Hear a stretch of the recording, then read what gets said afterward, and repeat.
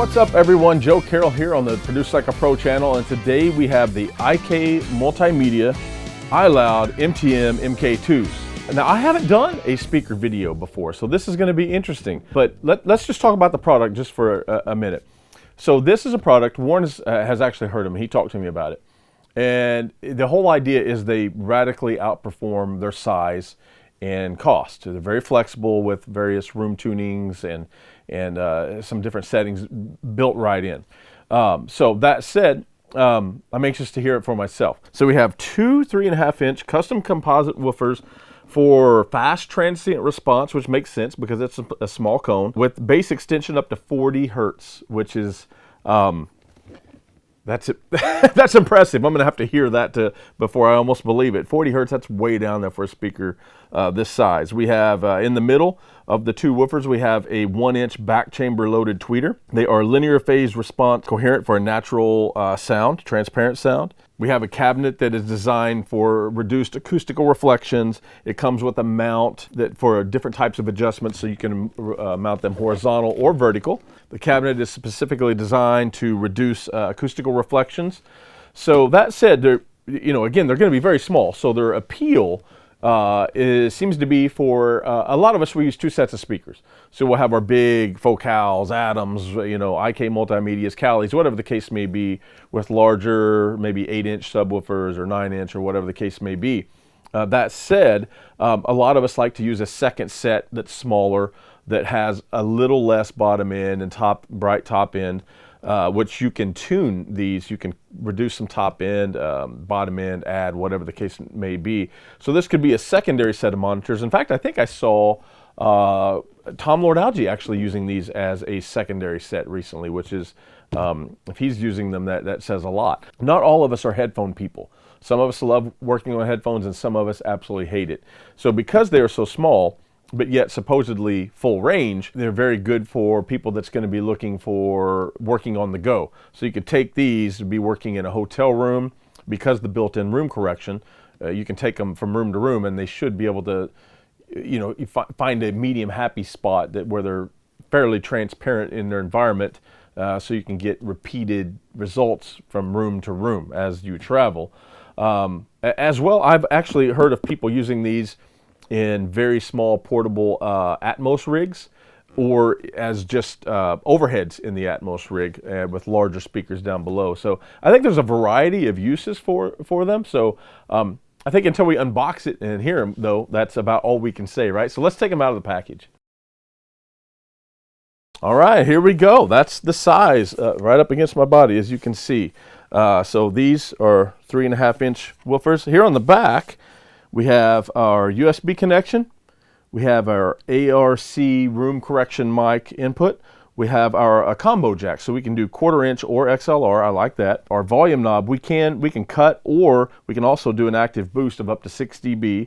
And here is our built-in room correction that's not part of the microphone thing. We do have low frequency and high frequency boosts or cuts. So in our high frequency, we can boost 1 or 2 dB, and we can also cut by up to 3 dB. And on the low frequencies, we can channel, or we can choose where that cut or boost is happening, 40, 50, or 60 cycles. And then we can operate at +4 or -10. So whether we're hooking up to something that's balanced, professional levels, or -10, unbalanced, consumer levels, we can interface with it properly. It is rear ported. So if we put it right against a wall, we may get too much bass. But then again, for some people love bass. So putting it right up against a wall, you are going to get some increased bass resonance. So that's probably done intentionally. So that said, why don't we just start hooking these guys up? All right.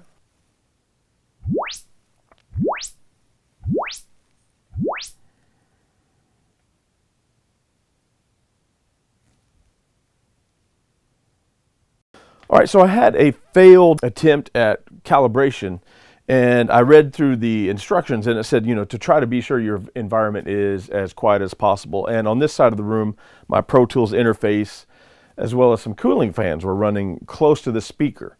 So I unplugged that, turned that off, and shut the computer down, and it took the calibration. So something to keep in mind when you go to calibrate, if you have a noisy environment or something's noisy close to one of your speakers, maybe, maybe that's what it is. So anyway, we have our calibration done, so we should be able to take this speaker or this microphone out of the way. And it does also come with a USB cable, so you can interface it to your computer with a more detailed app. But what we just kind of want our initial opinions of the speaker, and so we're not going to get into micromanaging the equalizer that's built in to that software. We're just going to let the ARC do its thing and see what we think. Okay, so I have my phone just ready to play Apple Music, hooked up into an Apollo, going through a laptop, blah blah blah blah. So it looks like right here, pretty much ideal. So I'm gonna listen to something I did for Mackenzie Johnson. You've probably heard it on the channel on some tutorials. It's just something that I'm really familiar with. So I'm just gonna give it a listen.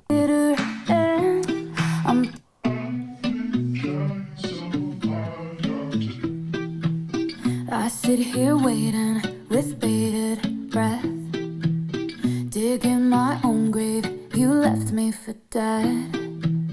What once was sweet is reached its bitter end. I'm through with losing you again and again. It always happens this way. I guess it's true what they say. If he wanted to, he would.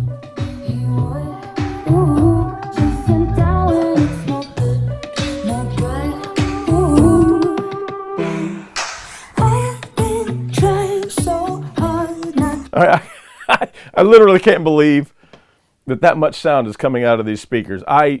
If you saw me get up, I went to check and make sure the big Adams back there or the sub or nothing else was on, because I didn't think I could get quite that that volume and that power out of a speaker this small. Wow. Okay. It always happens this way. Just something I gotta face. If he wanted to, he would. He would. Ooh, chase him down when it's no good, no good. Ooh, he would be the first to call. Wouldn't have to risk it all because he would. Okay, so the clarity like from 500 up, where we're getting a lot of the vocal is living, for example, is really good. Her vocal sounds very good, and I'm moving, I'm in the perfect sweet spot right now. My ears are exact level with the tweeters. I'm exactly 40 inches from the speakers, which are 40 inches from each other, so like everything is perfect. And some speakers, when you get, if you get out of the sweet spot, boy, you can really tell it. And I don't always think that's a good thing, right, as we're moving around a console or things aren't set up just right from room to room. But as I shift around a little bit, I'm not hearing anything that would cause me not to really be able to work. Ooh, if he wanted to, he'd step away. If he wanted to, he would. He would. Find myself falling while he's falling through something I gotta face. If he wanted to, he would. He would. Ooh, chase him down when it's no good, no good. Ooh, he would be the first to call. Wouldn't have to. Okay, that honestly is pretty astonishing, and the high end is good too. The high end is of course that's more expected than the low end that I'm hearing, but I'm not hearing necessarily a lot of punch in the chest. But this track doesn't really have a lot of that anyway. It doesn't have a real punchy bass drum. All right, so let me. I can't just say this. It's genuinely real reaction. Very impressive. They are so much bigger than their size.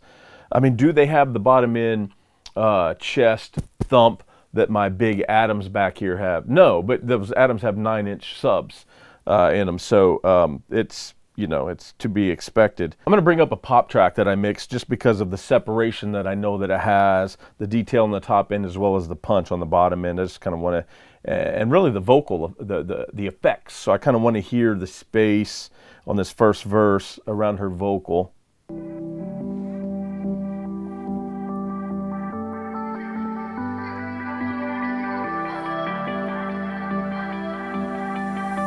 You always play like you don't care about me. You don't care.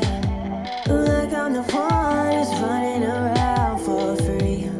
You know I'm running around. Oh, wait just a minute, this just doesn't feel right to me.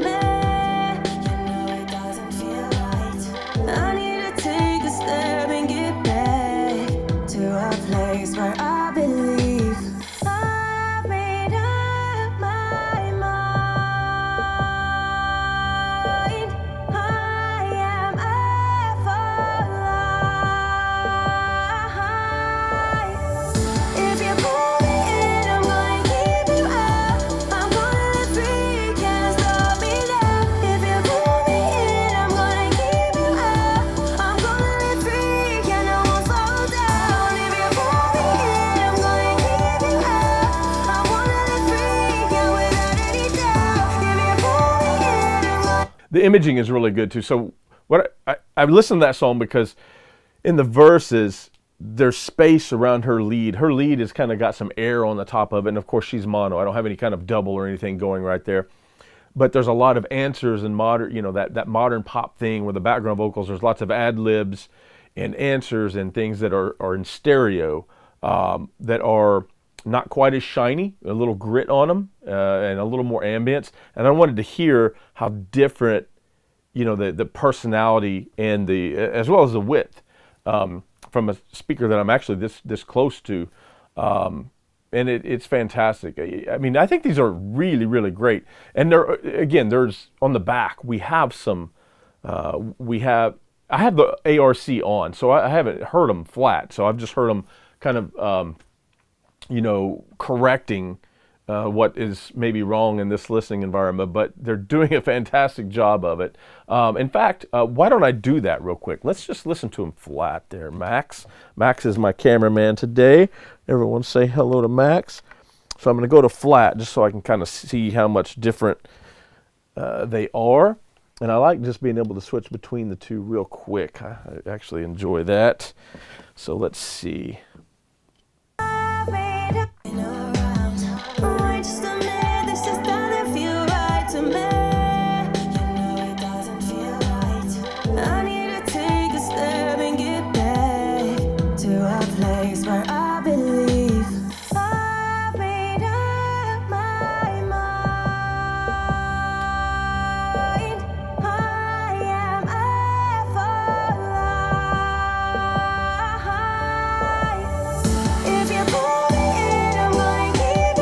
Absolutely notice the difference. So it's not just mojo.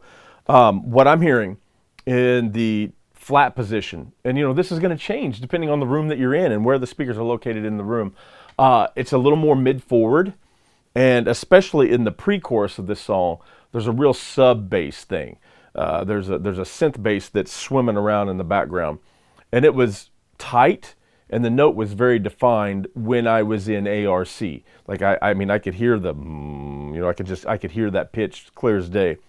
Without ARC, the low end was there, but it wasn't as impressive and it wasn't as pronounced. But it was also swimmy. The pitch actually kind of did this in the room. You know what I mean? It wasn't like I don't even know what that was. But let's say there's an A right here. It wasn't just right on the A. It was kind of swimming. And now I'm going to listen, you know, just to make sure that I'm not dreaming and lying to you guys. I want to turn room correction back on and listen to that same thing because I want to be honest. And that's what you guys need. So let me check that one more time.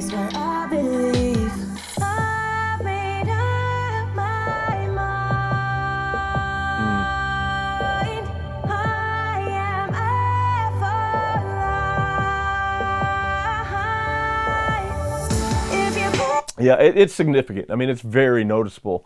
So I don't I don't really know how many points of correction and all that kind of stuff.